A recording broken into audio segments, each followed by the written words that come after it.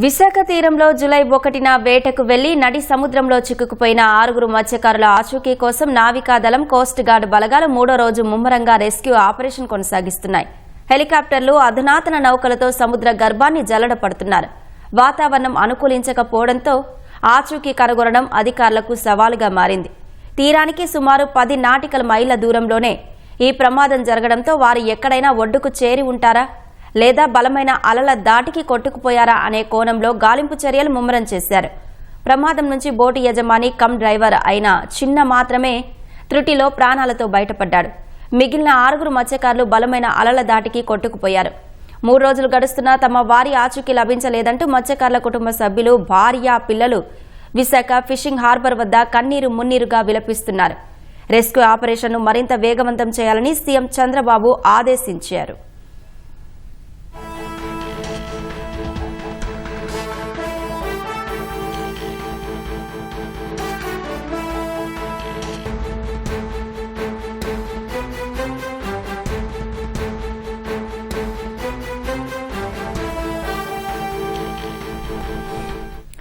విశాఖ సముద్రంలో గల్లంతైన మత్స్యకారుల కోసం గాలింపు చర్యలు కొనసాగుతున్నాయి. మొత్తం 72 గంటల గడువులో ఇప్పటికే 48 గంటల సెర్చ్ ఆపరేషన్ ముగిసింది.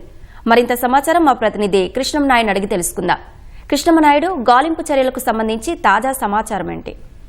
విశాఖ తీరం నుంచి జూలై 1న సముద్రంలోకి వేటకు వెళ్లినటువంటి మత్స్యకారుల బోట్ అయితే గల్లంతైంది.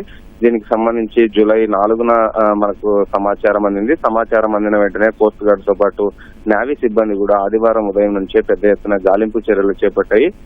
అటు నేవీ, కోస్ట్ గార్డ్ సిబ్బందితో పాటు మెకనైజ్డ్ బోట్లకు సంబంధించినటువంటి యజమానుల బోట్లు కూడా ఈ యొక్క బోటు ప్రమాదం జరిగినటువంటి ప్రదేశానికి వెళ్లాయి. అయితే ఈ ప్రమాదం ఓవరాల్ గా చూసుకుంటే ఈ ప్రమాదంలో మొత్తం 7 మంది చిక్కుకున్నారు. అందులో కారే చిన్న మాత్రమే వాణిజ్య నౌకని ఎక్కి తన ప్రాణాలను కాపాడుకున్నారు. ఈ కారే చిన్నాను కూడా నిన్న రాత్రి అయితే విశాఖపట్నానికి తీసుకొచ్చిన వెంటనే ఆయన్ని ఈ నేవీకి సంబంధించినటువంటి ఆసుపత్రిలో చికిత్స అందించారు. అనంతరం మెరుగైన చికిత్స కోసము ఆయన్ని కిమ్స్ ఆసుపత్రికి తీసుకెళ్లారు. అక్కడ ఆయనకు చికిత్స అందిస్తున్నారు. అప్పటికే కారే చిన్నాతో స్థానికంగా ఉన్నటువంటి ఎమ్మెల్యే వంశీకృష్ణ శ్రీనివాస్ మాట్లాడిన అనంతరము ఆ ఘటన జరిగినటువంటి దానిపైన కూడా వివరాలు సేకరించారు. ఘటన ఎలా జరిగిందన్న దానిపైన కూడా కారే చిన్న పూర్తి స్థాయిలో ఎమ్మెల్యేకి వివరించారు. అనంతరం ఎమ్మెల్యే కూడా మీడియాతో మాట్లాడారు.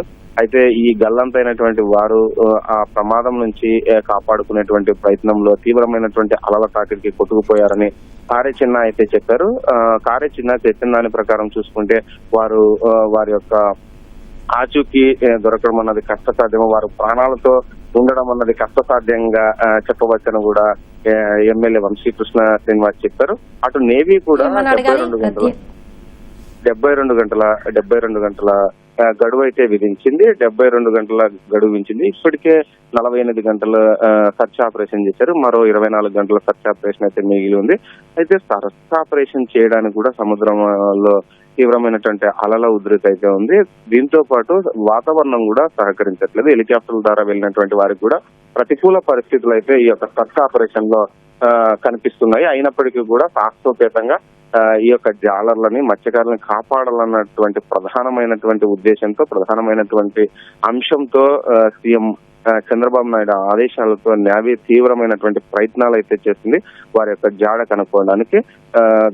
గంగవరం పోర్టు సమీపంలో జూలై 4న వీరి యొక్క బోటు మిస్సింగ్ అయింది. ఆ ప్రదేశంలోనే 10 నాటికల్ల దూరంలో ఈ యొక్క సర్చ్ ఆపరేషన్ చేస్తున్నారు. సర్చ్ ఆపరేషన్ చేసేటువంటి క్రమంలో అక్కడ తరచుగా వేటకు వెళ్లేటువంటి బోటు యజమానులతో కూడా మాట్లాడుతున్నారు. ఏ ప్రాంతంలో వీరు వేట కొనసాగిస్తారు, ఏ ప్రాంతానికి వీరంతా వెళ్లి ఈ యొక్క చేపలు తీసుకొని వస్తుంటారు, వేట సాగిస్తుంటారు అన్న దానిపైన కూడా వివరాలు సేకరించి ఆయా ప్రాంతంలో ఆర్టీజీఎస్ ద్వారా, రియల్ టైం గవర్నెన్స్ ద్వారా అయితే పర్యవేక్షిస్తున్నారు. ఇటు ఐజీ, డిఐజీ గోపీనాథ్ జడ్జి కూడా ప్రత్యక్షంగా కంట్రోల్ రూమ్ నుండి ఈ యొక్క నేవీతో పాటు కోస్ట్ గార్డ్ సిబ్బంది చేస్తున్నటువంటి ఆపరేషన్ పైన కూడా ప్రత్యక్షంగా పర్యవేక్షిస్తున్నారు. హోంమంత్రి కూడా ఎప్పటికప్పుడు వివరాలని ఆరా తీస్తున్నారు.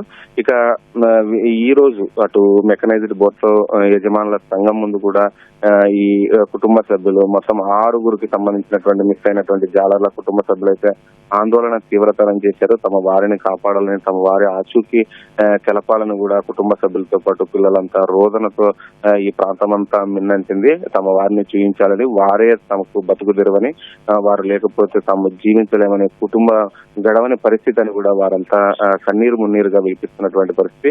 కేవలం గంగ పుత్రులమని మేము ఆ గంగ మీద ఆధారపడే జీవనం సాగిస్తున్నామని వారంతా చెబుతున్నారు. అటు ప్రభుత్వం కూడా వారికి అన్ని రకాల సహాయ సహకారాలు చేయడానికి కూడా సిద్ధమైంది. వారికి ఎటువంటి ఇబ్బంది కలగకుండా ఉండాలని కూడా అధికారులను ఆదేశించింది. రెవెన్యూ సిబ్బంది కూడా ఎప్పటికప్పుడు ఈ గంటకు ఈ యొక్క సమాచారాన్ని సర్చ్ ఆపరేషన్ కు సంబంధించినటువంటి సమాచారాన్ని కూడా జాలర్ల కుటుంబ సభ్యులకి చేరవేస్తున్నారు. ఎలాంటి పరిస్థితులు సముద్రంలో ఉన్నాయన్న విషయాలను కూడా వివరిస్తున్నారు.